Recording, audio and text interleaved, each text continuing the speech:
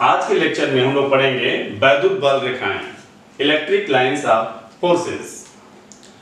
वैद्युत बल रेखाएं क्या होती हैं? वैद्युत बल रेखाएं वैद्युत क्षेत्र में खींची गई वे काल्पनिक निष्कोण वक्र होती हैं जिसमें स्वतंत्र एवं पृथक्कृत धनावेश चलता है। वैद्युत बल रेखाएं लिख देते हैं।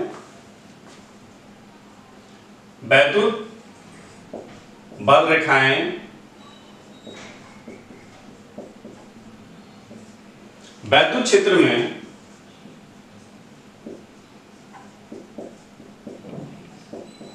खींची गई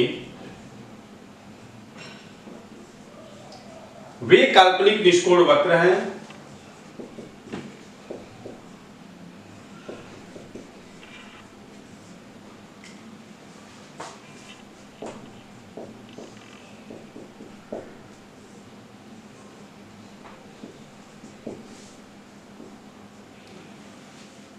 जिस पर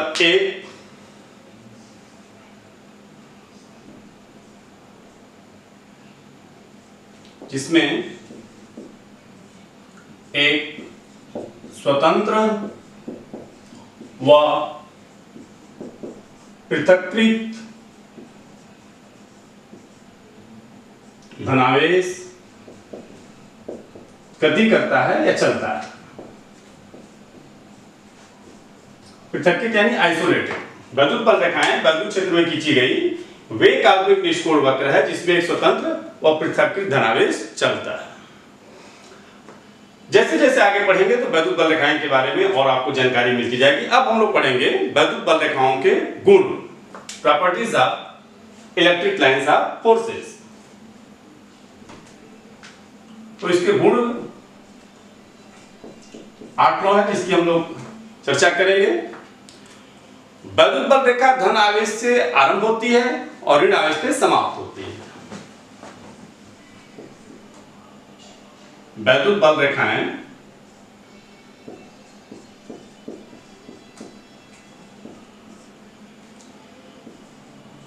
धन आवेश से चलकर ऋण आवेश पर समाप्त होती है। फिर एक पॉइंट को डिटेल में बताएंगे। दूसरा, वैद्युत बल रेखाएं खुला वक्र है यानी बंद वक्र नहीं होता।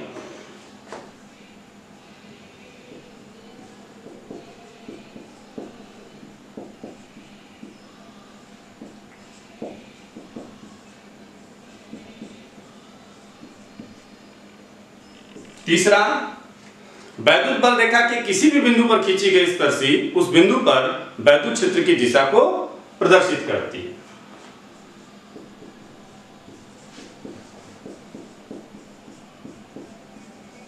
कि किसी बिंदु पर खींची गई स्पर्शी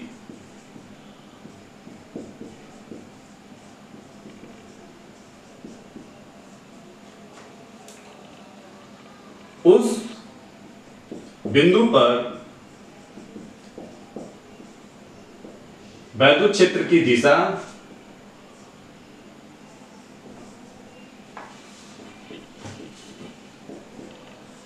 को दर्शाती है, को प्रदर्शित करती है।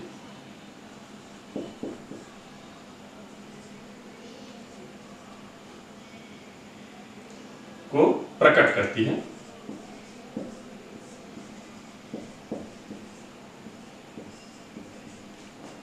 चौथा, वैद्युत बल रेखाएं कभी भी एक दूसरे को काटती नहीं है, नेवर इंटरसेक्ट ईच अदर। वैद्युत बल रेखाएं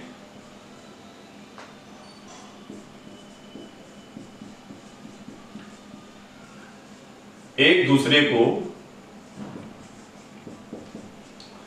काटती नहीं है।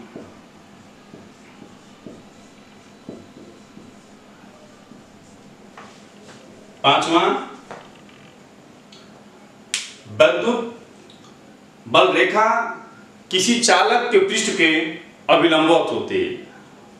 अभिलंबवत होती है, यानी उससे आरंभ होगी तो अभिलंबवत ही और समाप्त भी होगी तो चालक के पृष्ठ के अभिलंबवत ही होती है। वैद्युत बल रेखा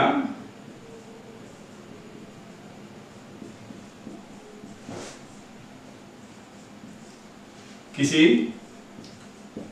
चालक के पृष्ठ के वैद्युत बल रेखा की दिशा भी कह सकते हैं, या वैद्युत बल रेखा किसी चालक के पृष्ठ के अभिलंबवत होती है।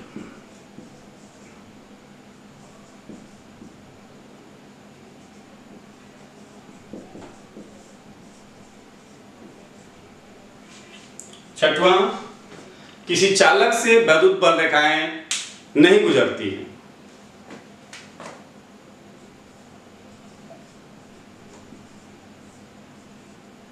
किसी चालक के अंदर वैद्युत बल रेखाएं नहीं गुजरती हैं।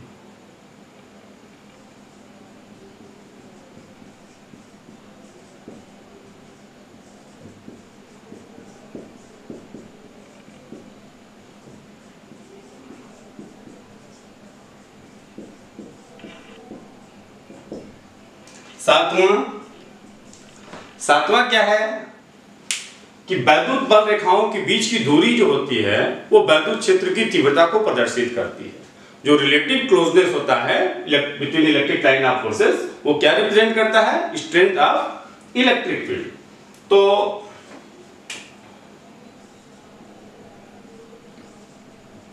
वैद्युत बल रेखा के बीच की दूरी, वैद्युत बल रेखा के बीच की सापेक्ष दूरी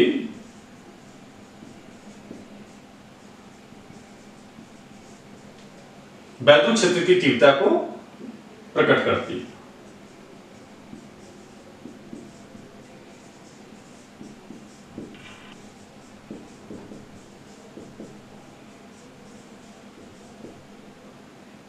प्रकट करती है। आठवां, हम 9 प्रॉपर्टी करेंगे। वैद्युत बल रेखा किसी लचकदार, खिंची हुई लचकदार धागे के डोरी के समान लंबाई की दिशा में सिकुड़ने का प्रयास करती है। जैसे किसी लचकदार धागे को आप खींचिए तो क्या होता है? लंबाई की दिशा में सिकुड़ने का प्रयास करता है। तो ये होता है वैद्युत बल रेखा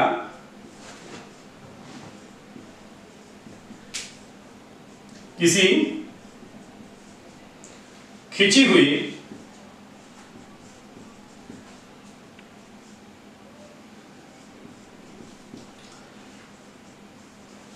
लचकदार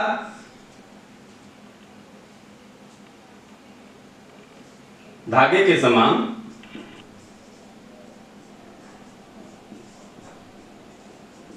लंबाई की दिशा में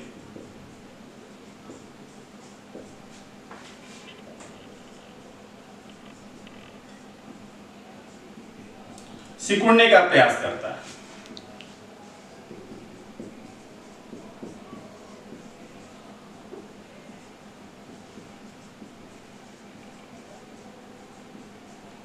और 9वां, वैद्युत बल रेखा लंबाई के लंबवत दिशा में एक दूसरे से दूर हटने का प्रयास करती है। वैद्युत बल रेखाएं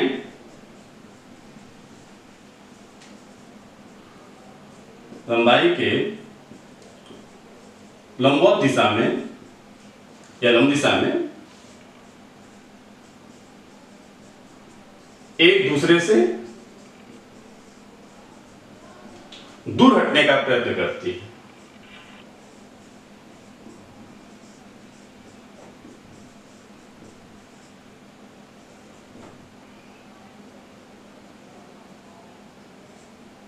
प्रयास करती है। उनकी टेंडेंसी क्या होती है? लंबाई के लंबवत दिशा में एक दूसरे से दूर हटने का। ये वैद्युत बल रेखा और उसकी प्रॉपर्टी है। पहला क्या है? वैद्युत बल रेखाएं धन आवेश से चलकर ऋण आवेश पर समाप्त होती हैं। तो एक एक पॉइंट को हम लोग आप डिस्कस करेंगे। क्योंकि ये तो पॉइंट प्रॉपर्टी हो गया, इसको आप समझेंगे कैसे। तो वैद्युत बल रेखा का डिफिनेशन हम मिटा देते हैं। अब एक एक पॉइंट को डिस्कस करते हुए उसको हम लोग ट्रेस करते चलेंगे। वैद्युत बल रेखाएं धन आवेश से चलकर ऋण आवेश पर समाप्त होती हैं, समाप्त होती हैं। जैसे ये धन आवेश है, अगर आइसोलेटेड है, अलग है, तो देखिए धन आवेश से स्टार्ट हुई इधर, अब इधर अगर कोई ऋण आवेश नहीं है तो धन आवेश से जाकर कहां समाप्त होंगी, अब ये अनंत पे जाकर समाप्त होंगी। अगर केवल ऋण आवेश है तो वैद्युत बल रेखाएं देखिए ऋण आवेश पर आकर के समाप्त हो रही है। अगर धन आवेश ऋण आवेश दोनों ही है, पॉजिटिव चार्ज नेगेटिव चार्ज दोनों है, ठीक, तो क्या होगा, वैद्युत बल रेखाएं धन आवेश से चल करके ऋण आवेश पे समाप्त होंगी। ये धन आवेश से चलेंगे, ऋण आवेश पे समाप्त होंगे।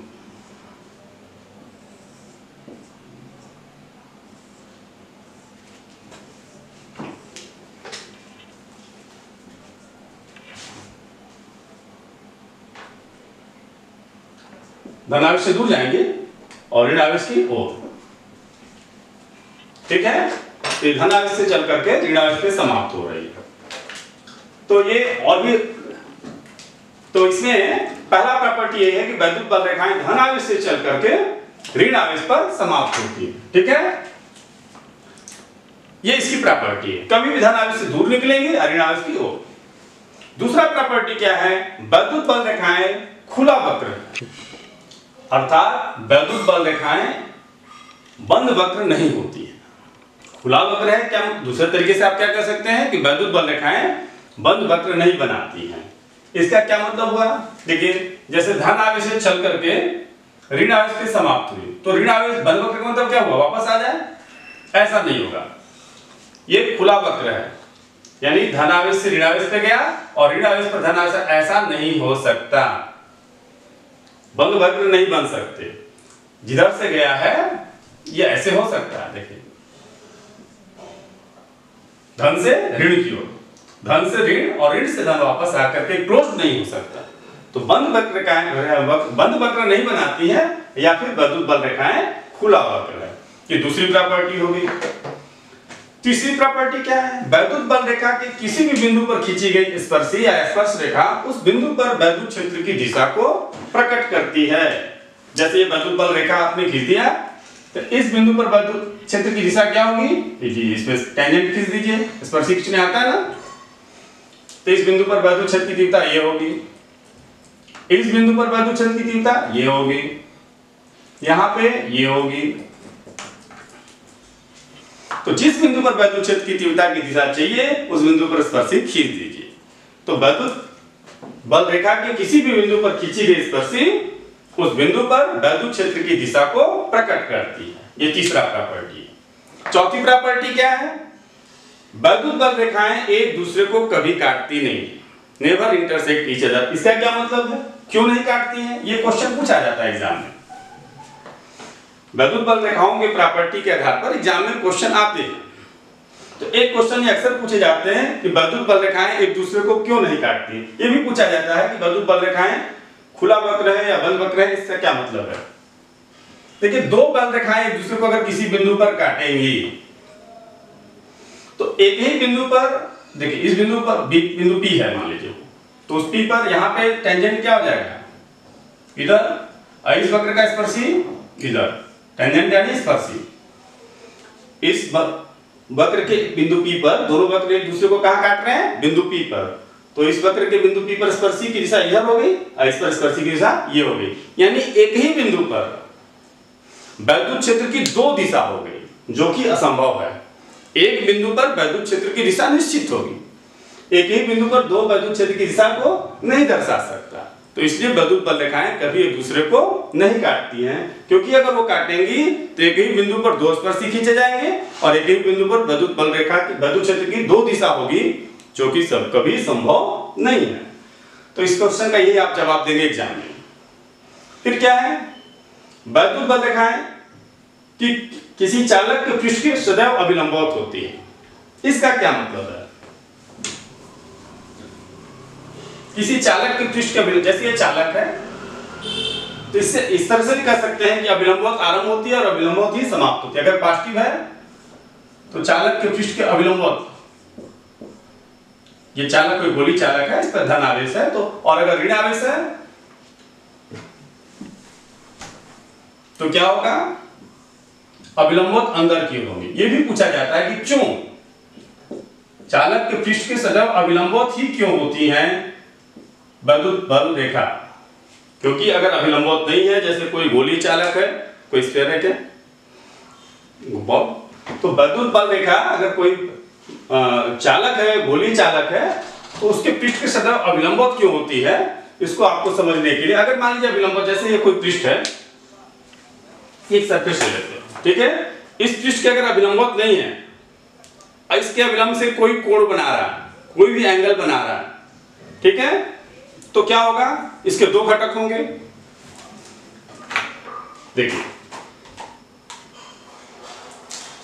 एक पृष्ठ के अनुदिश, एक पृष्ठ के लंबवत। ये ऐसे वैद्युत क्षेत्र इस पेन के अनुदिश है, चालक के पृष्ठ के अभिलंबवत नहीं है, तो फिर क्या होगा, इसके दो घटक होंगे ना, तो ये लंबवत, ये जो घटक होगा, इस वैद्युत क्षेत्र का जो तल के अनुदिश जो घटक होगा, पृष्ठ के अनुदिश घटक होगा, ये क्या करेगा, आवेश पर एक बल लगाएगा, क्योंकि आवेश इस पर फैले हुए हैं। तो ये घटक, इसके दो घटक होंगे ना, क्षैतिज घटक और एक पृष्ठ के लंबवत घटक। तो लंबवत घटक तो कोई बात नहीं, और क्षैतिज घटक क्या करेगा, पृष्ठ के अनुदिश एक बल लगाएगा, तो चालक क्या होगा, पृष्ठ के अनुदिश गति करने लगेंगे, जबकि तो गति करेंगे तो धारा बहने लगेगा, तो ऐसा नहीं होता। ऐसे भी आप समझ सकते हैं, एक बॉल है स्फेरिकल, इस पर वैद्युत पृष्ठ के अभिलंबवत, मतलब इसके पृष्ठ के, इसके केंद्र से होकर के जाएंगे। वैद्युत बल रेखा किसका क्या होगी, इसके केंद्र से, समझ लीजिए इसके पृष्ठ के अभिलंबवत, यानी अंदर तो जाएंगे नहीं, चालक है तो, लेकिन उसकी दिशा क्या होगी, केंद्र की ओर जाने की प्रवृत्ति रखती है। अब अगर फिर यहाँ पे समझ लीजिए कि पृष्ठ के अभिलंबवत नहीं, इससे कोण बनाएगा, तो फिर इसके दो घटक होंगे, एक ऊर्ध्वाधर दिशा में, एक इसके क्षैतिज दिशा में। क्षैतिज घटक क्या करेगा, आवेश को पृष्ठ के अनुदिश एक बल लगाएगा और उस पर गति कराएगा, जिससे धारा प्रवाहित होने लगेगी। तो इसलिए वैद्युत बल रेखा किसी चालक के पृष्ठ के सदैव अभिलंबवत होती है। अगर अभिलंबवत नहीं होगा तो पृष्ठ के अनुदिश घटक क्या करेंगे, चालक पर वैद्युत बल लगाएंगे। फिर किसी चालक के अंदर वैद्युत बल रेखाएं नहीं गुजरती, इसका मतलब क्या होता है, चालक के अंदर वैद्युत क्षेत्र की तीव्रता सदैव शून्य होती है। पिछले वीडियो में भी हमने चर्चा किया था कि किसी भी चालक के अंदर कोई आवेश नहीं होता है, चालक है तो उसके सारे आवेश उसके पृष्ठ पर आ जाते हैं, ठीक है ना। तो चालक के अंदर कोई वैद्युत क्षेत्र की तीव्रता हर जगह शून्य होती है, इसलिए वैद्युत बल चालक के अंदर वैद्युत बल रेखाएं नहीं गुजरती है। इस पॉइंट से यही निष्कर्ष निकलता है कि चालक के अंदर, किसी चालक के अंदर वैद्युत क्षेत्र की तीव्रता हर स्थान पे शून्य है, किसी भी चालक के अंदर, ठीक है। वैद्युत बल रेखा के बीच की सापेक्ष दूरी वैद्युत क्षेत्र की तीव्रता को प्रकट करती है। जरा इसको भी बढ़िया से समझ लीजिए। जैसे ये वैद्युत बल रेखाएं हैं, वैद्युत बल रेखाएं,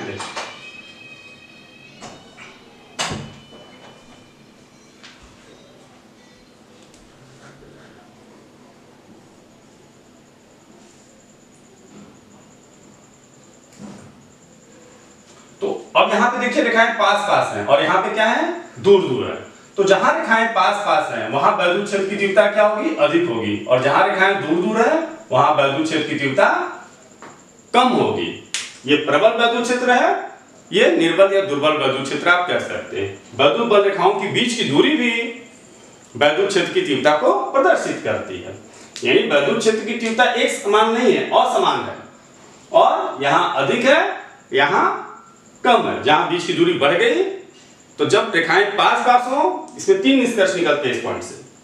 अगर रेखाएं पास पास है तो वैद्युत क्षेत्र की तीव्रता अधिक है, और असमान तो है ही, दूर दूर है तो वैद्युत क्षेत्र की तीव्रता कम है। और रेखाएं पास पास हैं, सॉरी उनके बीच की दूरी एक समान है और समांतर है।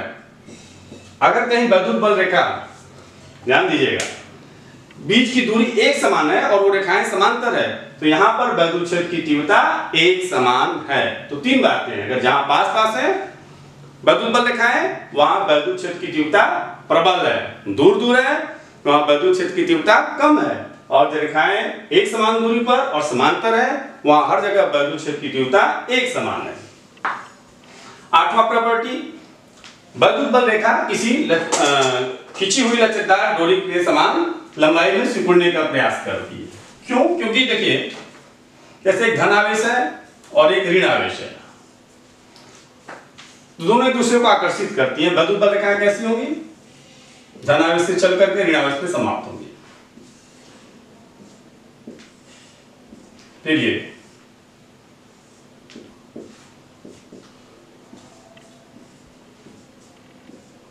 तो ये एक दूसरे को आकर्षित करते हैं, विपरीत आवेश। तो ये देखिए लंबाई दिशा में सिकुड़ने का इसलिए प्रयास करती है। और अगर दो समान आवेश हैं, समान प्रकृति के आवेश हैं, दोनों ही धन आवेश हैं, तो फिर क्या होगा? लंबाई की लंबवत दिशा में ये फैलने का प्रयास करती है, एक दूसरे से दूर हटने का प्रयत्न करती है।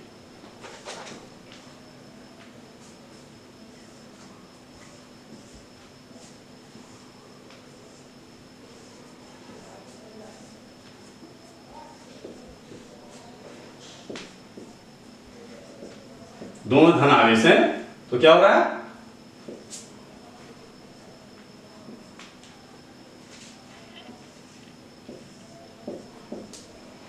लंबाई की दिशा में एक दूसरे से दूर हटने का प्रयत्न करती है। तो इस प्रॉपर्टी से क्या निष्कर्ष निकलता है? वैद्युत बल रेखाएं किसी खींची हुई लचकदार धागे के समान लंबाई की दिशा में सिकुड़ने का प्रयास करती है। मतलब दो विपरीत आवेशों के बीच कैसा बल लग रहा है? आकर्षण का बल लग रहा है। जबकि इस प्रॉपर्टी से क्या निष्कर्ष निकलता है? वैद्युत बल रेखाएं लंबाई के लंबवत दिशा में फैलने, एक दूसरे से दूर हटने का प्रयास करती है। देखिए दूर हटना चाह रही है ना, तो इसका मतलब है दो समान आवेशों के बीच प्रतिकर्षण का बल लगता है। तो हर एक पॉइंट पे क्वेश्चन आते हैं। जैसे एक क्वेश्चन आता है, बताया हमने कि वैद्युत बल रेखाएं दूसरे को क्यों नहीं काटती। फिर पूछता है कि किस गुण के कारण दो आवेशित कणों के बीच आकर्षण का बल लगता है, प्रतिकर्षण का बल लगता है, क्यों किसी चालक के पृष्ठ की अभिलंबवत होती है, क्यों किसी चालक के अंदर से नहीं गुजरती है, क्योंकि चालक के अंदर वैद्युत क्षेत्र की तीव्रता शून्य होती है। तो इससे रिलेटेड क्वेश्चन आते हैं। अब इस पे हम लोग अब पढ़ेंगे आगे कि विभिन्न आवेशों के वैद्युत बल रेखाएं कैसे होंगी, जिसको हमने पहले भी खींच दिया और इसको हम इरेज कर देते हैं। अब जैसे केवल धन आवेश है तो क्या होगा? आइसोलेटेड पॉजिटिव चार्ज है तो उससे वैद्युत बल रेखा इसकी इस तरह से उसको शो करेंगे। फिर ऋण आवेश है, फिर धन आवेश ऋण आवेश दोनों है। तो तरह तरह के इसमें केस लेते चल रहे हैं। देखिए पहला, ये केवल धन आवेश है तो धन आवेश के कारण वैद्युत बल रेखा आइसोलेटेड पॉजिटिव चार्ज है, ये केस हो गया। दूसरा, केवल ऋण आवेश है। एक बात और जान लीजिए कि जो वैद्युत बल रेखा है, आप ध्यान देंगे, जो आवेश को घेरने वाले स्थान है इससे होकर के नहीं गुजरती, इसको आप इसके बाहर से खींचिएगा। ठीक है। तीसरा केस है जिसमें एक धन आवेश है और एक ऋण आवेश है। एक पॉजिटिव चार्ज और एक नेगेटिव चार्ज एक ऐसा सिस्टम है। अब इस सिस्टम के कारण आवेश के इस निकाय के कारण वैद्युत बल रेखाएं कैसी होंगी? तो वैद्युत बल रेखाएं की क्या प्रॉपर्टी है? धन आवेश से प्रारंभ होकर के ऋण आवेश पर समाप्त होती है।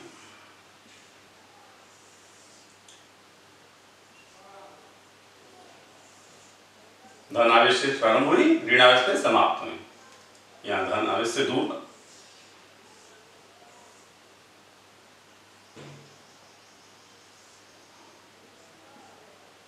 इसका एरो का ध्यान रखेंगे। हो सकता है किसी केस में एरो का डायरेक्शन चेंज हो गया हो, तो उसको आप लोग ध्यान दीजिएगा। किधर होती है? कैसी? ऋण की ओर।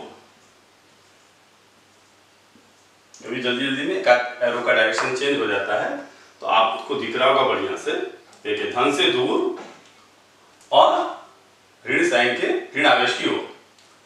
धन से दूर मतलब धन से प्रारंभ होकर के ऋण आवेश पर समाप्त होती है। तो ये एक सिस्टम हो गया। अब हम लोग एक ऐसा सिस्टम ले रहे हैं जिसमें दोनों ही पॉजिटिव या दोनों ही निगेटिव चार्ज हो। अगर दोनों पॉजिटिव हो तो क्या होगा,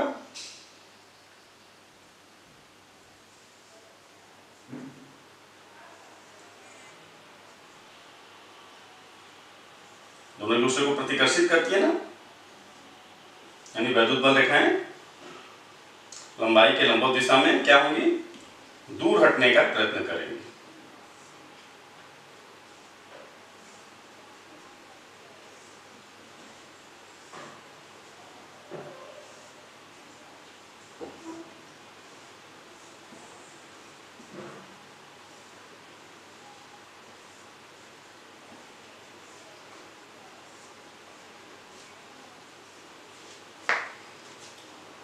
और अगर दोनों निगेटिव हो तो भी यही केस होगा, ऐसा ही होगा।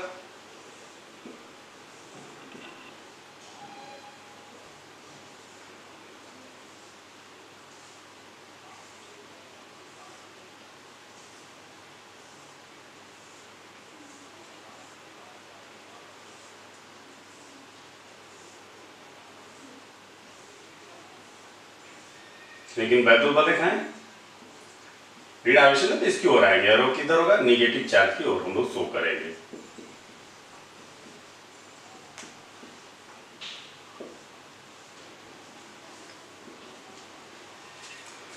तो ये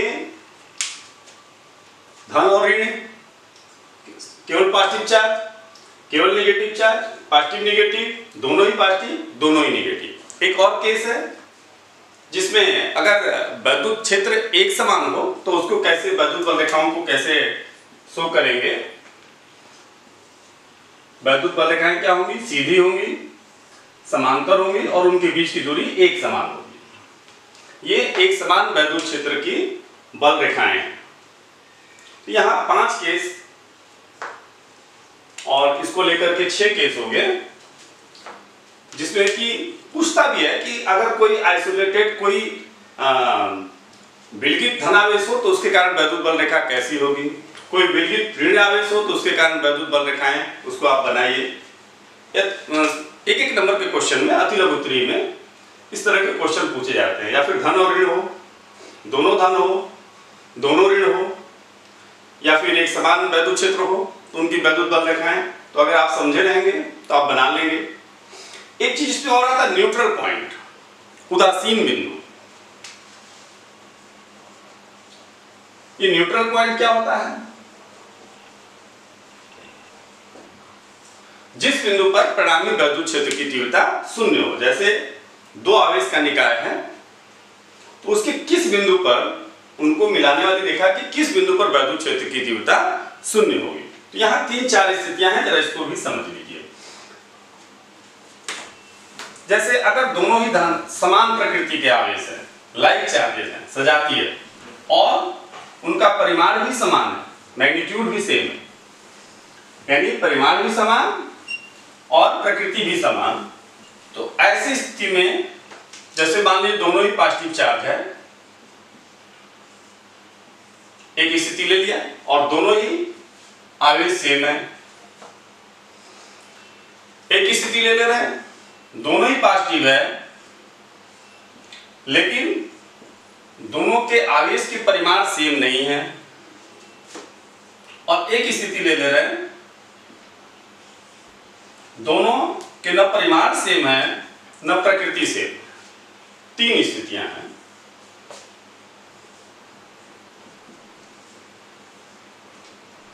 यहां भी पहले धन और ऋण या फिर ऋण और धन। तो पहले दोनों स्थिति में दोनों की प्रकृति समान है। पहला स्थिति क्या है, दोनों के परिमाण भी समान है और दोनों की प्रकृति भी समान है। तो उदासीन बिंदु यानी कि न्यूट्रल पॉइंट कहां मिलेगा, इसके मध्य बिंदु पर मिलता है।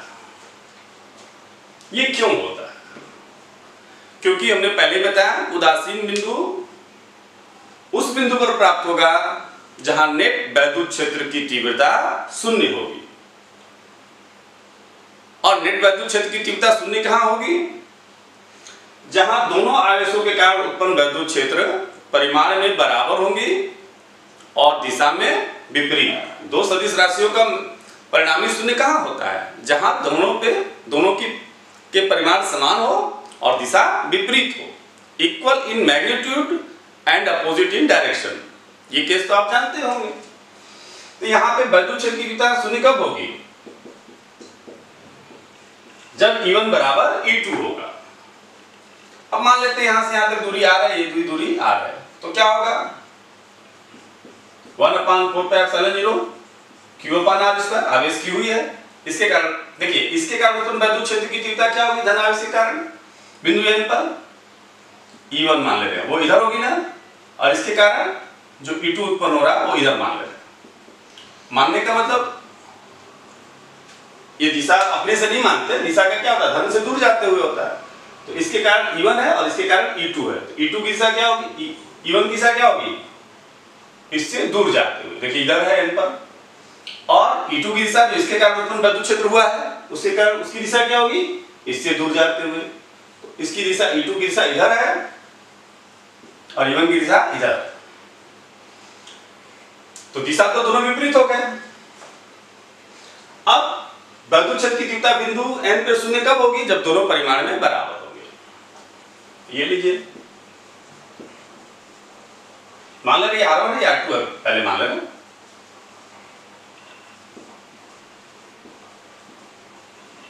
तो क्या होगा? ये कैंसिल हो जाएगा, तो R1 इक्वल टू क्या होगा? R2 होगा। तो R1 इक्वल टू R2 का मतलब क्या होगा? मध्य बिंदु पे ही ना। तो मध्य बिंदु पर वैद्युत क्षेत्र की तीव्रता शून्य होगी, यानी दोनों आवेश अगर परिमाण में बराबर है और उनकी प्रकृति भी सेम है, तो उदासीन बिंदु मध्य बिंदु पर प्राप्त होगा, R1 इक्वल टू R2। अब ये दूसरा केस है। अब इसमें दोनों की प्रकृति तो सेम है, नेचर सेम है, दोनों ही पॉजिटिव है या दोनों नेगेटिव भी आप ले सकते हो, लेकिन मैग्नीट्यूड सेम नहीं है। यहां पे उदासीन बिंदु, अब हम मान ले रहे हैं कि Q1 is less than Q2। तो अब इससे दूरी R1 है, इससे दूरी R2 है। N की Q1 से दूरी कितना मान लिया हमने? R1, और Q2 से दूरी कितना मान लिया? R2। इसके कारण वैद्युत क्षेत्र किधर होगी? E1 इधर होगी, और इसके कारण जो वैद्युत क्षेत्र उत्पन्न होगा E2 वो इधर होगी। तो दिशा में तो विपरीत है, लेकिन नेट वैद्युत क्षेत्र की तीव्रता शून्य कब होगी? जब E1 बराबर E2, क्योंकि परिमाण में बराबर ही होना चाहिए, दिशा में विपरीत तो है। तो क्या होना चाहिए? 1/4πε0 Q1/r1² इक्वल टू, ये कैंसिल हो गया, यानी Q1/Q2 इक्वल टू R1²/R2²। यानी Q1 is less than Q2, तो R1 is less than R2। तो रेशियो वही सेम हो गए ना, अनुपात। तो चूंकि यहाँ पे Q1 क्या है? Q2 से कम है, तो R1 क्या होगा?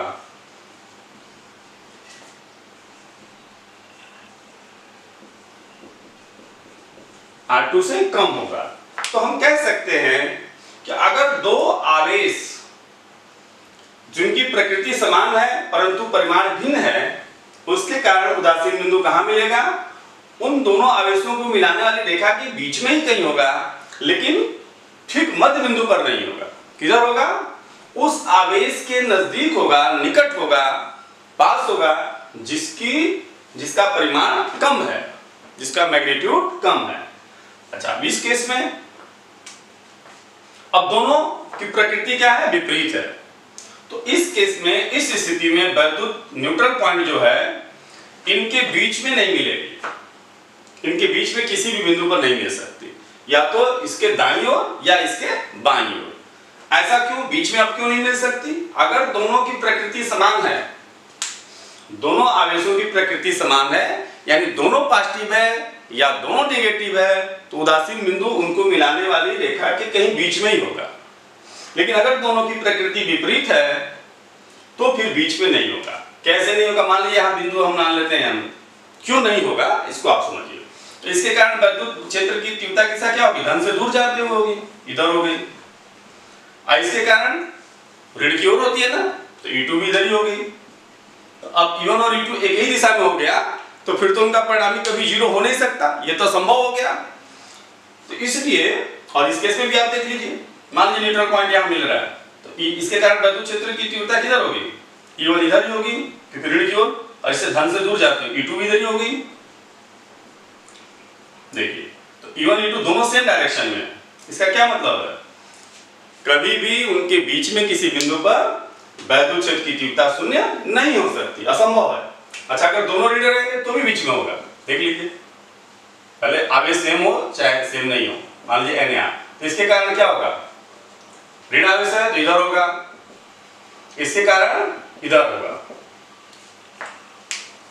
ऋण आवेश क्यों होता है ना, तो दोनों अपोजिट डायरेक्शन में है तो बीच में जीरो। तो कुल मिलाकर कह सकते हैं कि अगर दोनों आवेशों की प्रकृति समान है तो उदासीन बिंदु उनके बीच में ही किसी बिंदु पर मिलने वाला है, और अगर उनकी प्रकृति समान नहीं है तो उदासीन बिंदु बीच में नहीं हो सकता। तो फिर किधर होगा उदासीन बिंदु, या तो इधर हो Q2 के दाईं ओर या फिर Q1 के बाईं ओर। तो अब चेक किया जाए, हो सकता है क्या इधर, देखिए अगर उदासीन बिंदु यहाँ है तो इसके कारण वैद्युत क्षेत्र की दिशा क्या होगी, धन आवेश के कारण क्या होता है, दूर जाते हुए, और ऋण आवेश के कारण क्या होता है, ओर आते हुए। तो एक संभावना बना ना, क्योंकि अगर दिशा ही विपरीत नहीं होगी सदिश की तो परिणामी जीरो होने की तो कोई संभावना ही नहीं है। और या फिर इधर भी आप सब चेक करिए, इधर भी हो सकता है। अब किधर होगा वो भी चेक किया जाएगा, क्योंकि E1 = E2 भी होना चाहिए। देखिए, इसके कारण धन आवेश के कारण क्या होगा, दूर जाते हुए, और ऋण आवेश के कारण इसके ओर आते हुए। वैद्युत क्षेत्र की तीव्रता की दिशा तो समझे है ना बढ़िया से, नहीं तो उसको पिछले वीडियो में हमने बताया है, आप उसको जाकर के फिर से देख लीजिएगा। अब देखिए यहाँ पे, तो यहाँ भी संभावना है, यहाँ भी संभावना है, लेकिन बीच में कोई संभावना नहीं। तो कहने का मतलब दोनों आवेशों की प्रकृति अगर विपरीत है तो उदासीन बिंदु, यानी कि जिस बिंदु पर परिणामी वैद्युत क्षेत्र की तीव्रता शून्य होती है, वो उनको मिलाने वाली रेखा के बीच में नहीं हो सकती, ये एकदम क्लियर मान के चलिए।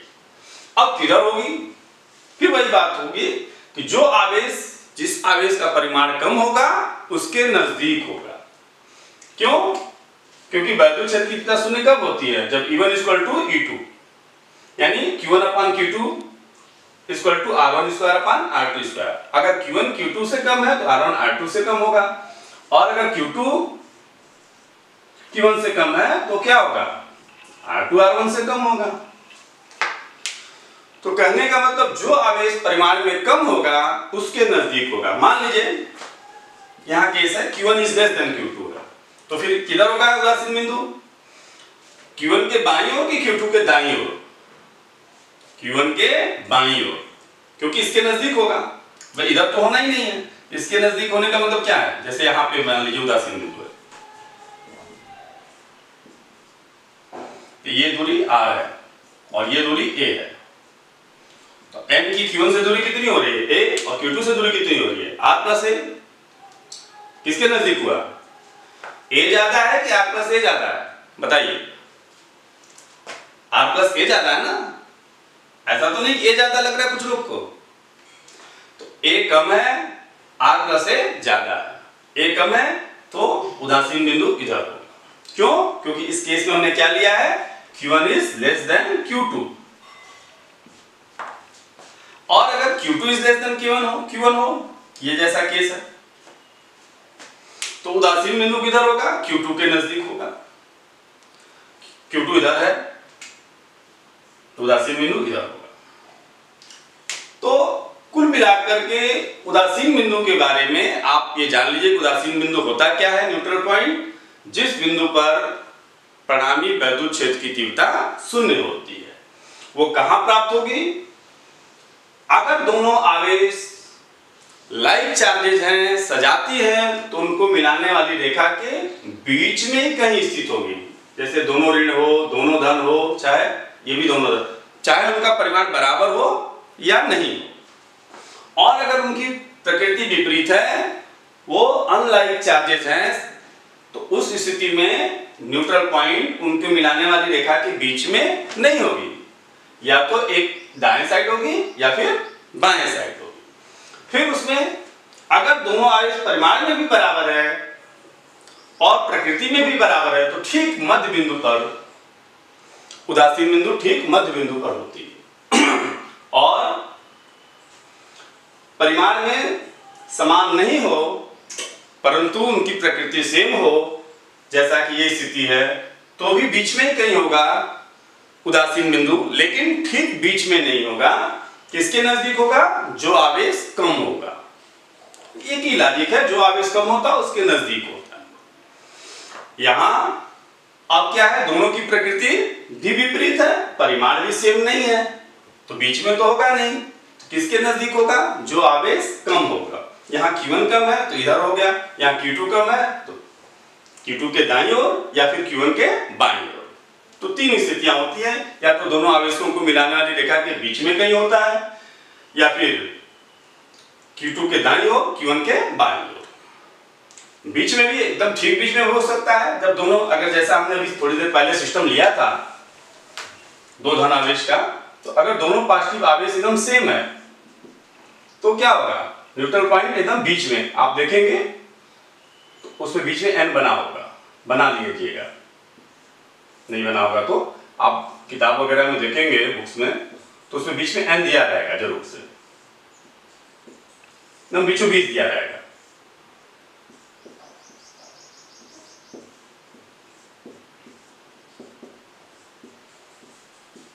ठीक है, N दिया रहेगा, तो इस N का मतलब ये होता है कि न्यूट्रल पॉइंट है, उदासीन बिंदु है। और उदासीन बिंदु पर कोई दूसरा आवेश ले जाएंगे तो क्या होगा? उसमें तो कोई वैद्युत क्षेत्र है नहीं, तो वो आवेश अपने जगह पे ही रहेगा, उसमें कोई वैद्युत बल नहीं लगेगा। ये भी हो सकता है उदासीन बिंदु को आप कैसे समझेंगे? जिस बिंदु पर नेट वैद्युत क्षेत्र की तीव्रता शून्य हो उसको क्या कहेंगे? उदासीन बिंदु। और उस उदासीन बिंदु पर, उस न्यूट्रल पॉइंट पर कोई दूसरा आवेश ले जाएंगे तो उस पर कोई बल नहीं लगेगा। और एक चीज और जान लीजिए कि वैद्युत बल रेखाओं में संख्या जो होती है, अगर वैद्युत बल रेखाओं की संख्या ज्यादा है तो मतलब उस आवेश का परिमाण ज्यादा है। इसको भी आप, इस पे भी क्वेश्चन आते हैं कि किस आवेश का परिमाण ज्यादा है। जैसे Q1 है और ये Q2 है,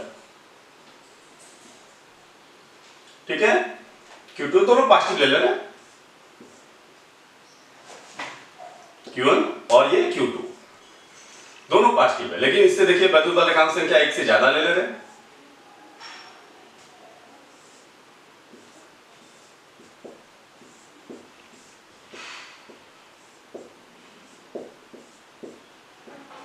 दिशा तीर का ध्यान देंगे, जगह अगर कहीं उल्टा हो गया होगा तो उसका आप ठीक से समझ जाएंगे। Q1 से दूर जाते हुए Q2 की ओर, यहाँ तो दोनों पॉजिटिव लिए हैं।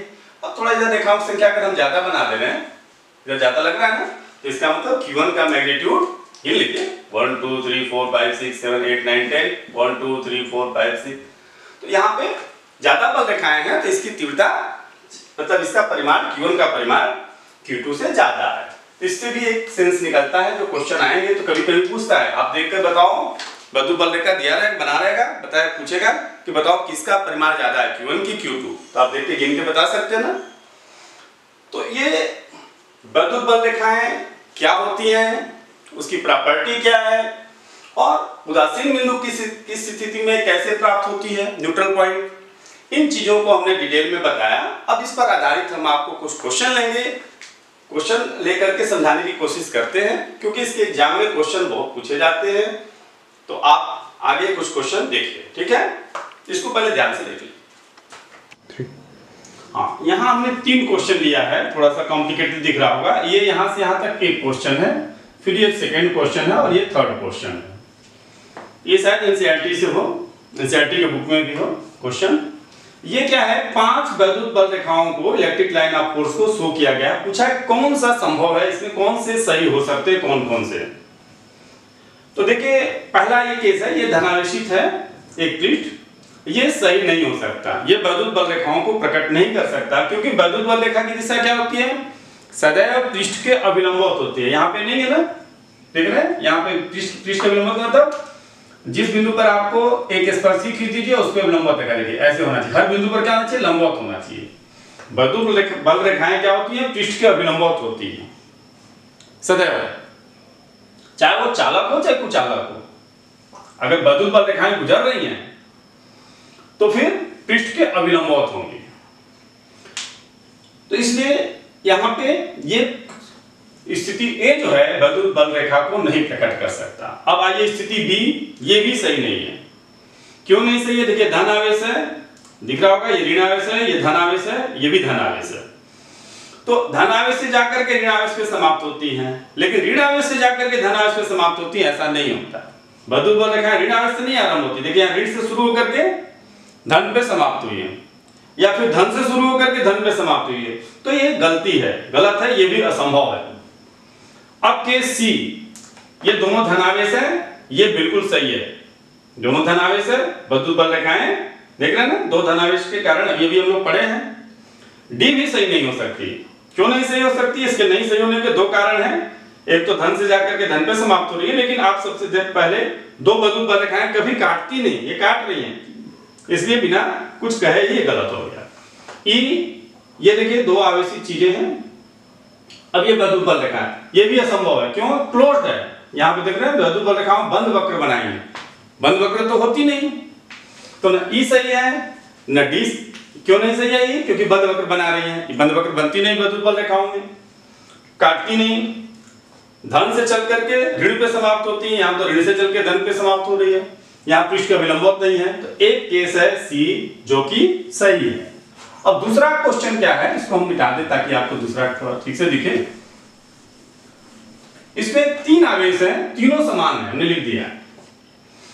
पॉजिटिव ले सकते हैं, नेगेटिव भी, लेकिन तीनों आवेश समान है। तो इसके तीन चार स्थितियां ए, बी, सी और डी है।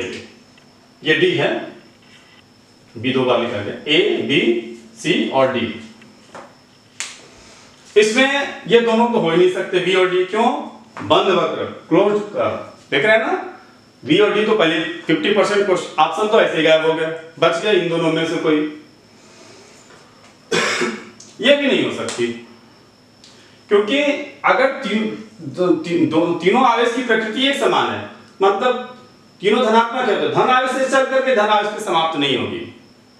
यहां पे देख रहे हैं ना, हालांकि एरो नहीं बनाया गया है, लेकिन आप देख रहे हैं, चाहे इधर से जाकर के इधर से समाप्त हो, धन से चल करके ऋण पे समाप्त हो, यहाँ तो धन से जाकर के धन पे समाप्त हो रही, चाहे इधर से लीजिए चाहे उधर से, तो ये भी नहीं हो सकता। बच गया ये सारे जो वैद्युत बल रेखा की प्रॉपर्टी उसको उसका पालन करता है, यानी सी हो। यहाँ पे सही जवाब क्या होगा? ऑप्शन सी होगा। और ठीक है, ध्यान से समझिएगा, यहाँ पे दोनों बंद वक्र है इसलिए नहीं हो सकती, और यहाँ पे चूंकि तीनों आवेशों की प्रकृति एक समान है, तो धन आवेश से चलकर धन आवेश पे नहीं समाप्त होता, या ऋण आवेश से चल करके ऋण आवेश पे नहीं समाप्त होता, धन आवेश से चल करके ऋण आवेश पे समाप्त होता है। और ये क्वेश्चन और बढ़िया है, इसमें मल्टीपल चॉइस है, एक से अधिक ऑप्शन सही हो सकते हैं। ये ध्यान दें, पहले तो ये Q1 देखिए और Q2 देखिए। आपको क्या लग रहा है, कौन पॉजिटिव लग रहा है, Q1 की Q2? Q1 क्यों लग रहा है? क्यों? क्योंकि Q1 से बल रेखाएं निकल रही हैं और Q2 पे जा रही हैं, धन आवेश से चल करके और ऋण आवेश पे समाप्त होती है। तो Q2 नेगेटिव हो गया, देख रहे हैं ना, Q2 इधर से भी आ रहा है, इधर से भी Q2 पे Q2 की ओर आ रहा है, इधर Q1 से दूर निकल रहा है, यानी Q1 पॉजिटिव है। क्या क्या हम लोग इससे निष्कर्ष निकाल सकते हैं, ऑप्शन तो देखेंगे, यानी Q1 क्या है? पॉजिटिव है, और Q2 क्या है? नेगेटिव है। एक निष्कर्ष निकला। दूसरा, किसका परिमाण आपको ज्यादा लग रहा है, Q1 की Q2?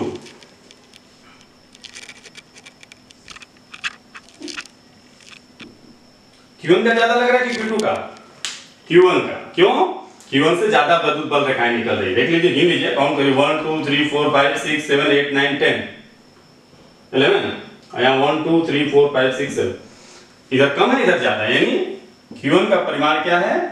Q2 से ज्यादा है। अभी क्वेश्चन का ऑप्शन नहीं देख रहे हैं, तो ये दो निष्कर्ष निकले। इसमें ऑप्शन में क्या है? Mod of Q1 is greater than Q2 और mod of Q1 is less than Q2। कौन सा सही है? ऑप्शन बी करेक्ट है। और क्या है? दो ऑप्शन, न्यूट्रल पॉइंट Q1 के बाएं ओर है और एक है कि न्यूट्रल पॉइंट Q2 के दाएं ओर है। तो अब तो आप समझ गए दोनों की प्रकृति क्या है, विपरीत है, ये निगेटिव है, ये पॉजिटिव है। तो न्यूट्रल पॉइंट क्या होगा, बीच में तो होगा नहीं, समान प्रकृति के होते हैं तब ना उनके बीच में होता है न्यूट्रल पॉइंट। विपरीत प्रकृति के हैं, दोनों का नेचर विपरीत है, अभी हम लोगों ने डिस्कस किया है इसको। तो या तो इसके बाईं ओर होगा या इसके दाईं ओर होगा। अब किसके नजदीक होता है, जिसका परिमाण कम हो, यानी Q2 का परिमाण कम है ना, तो M Q2 के दाएं ओर होगा। डी ऑप्शन सही है, यानी Q2 के दाईं ओर होगा। तो इसमें B और D दो ऑप्शन, सॉरी A और D, A है ना part of Q1 is greater than Q2, ये करेक्ट है, और D, A और D करेक्ट ऑप्शन है, B और C रॉन्ग ऑप्शन होगा। किसी कभी कभी ये भी पूछ दिया जाता है कि कौन पॉजिटिव है कौन निगेटिव है, तो भी आप बता सकते हैं ना, इस हालांकि इसमें ये नहीं है, लेकिन इसका जरूरत पड़ा है ना, Q1 पॉजिटिव है Q2 निगेटिव, दोनों की प्रकृति विपरीत है, तो इसलिए ही तो या तो इधर होगा या इधर होगा, बीच में नहीं होगा न्यूट्रल पॉइंट, इसीलिए क्योंकि दोनों की प्रकृति विपरीत है। तो जब आप पूरी प्रॉपर्टी को बढ़िया से पढ़े रहेंगे, ये सब क्वेश्चन कंपटीशन लेवल के हैं, ये तो नहीं, लेकिन जो सेकंड और थर्ड क्वेश्चन है ये आईटी एडवांस के क्वेश्चन है, लेकिन आप अगर प्रॉपर्टी को बढ़िया से समझे रहेंगे तो किसी भी क्वेश्चन में कोई प्रॉब्लम नहीं आएगी। ठीक है, उम्मीद करते हैं आप लोग को समझ में आया होगा। अब अगले वीडियो में हम लोग नेक्स्ट टॉपिक पे डिस्कस करेंगे। Thank you.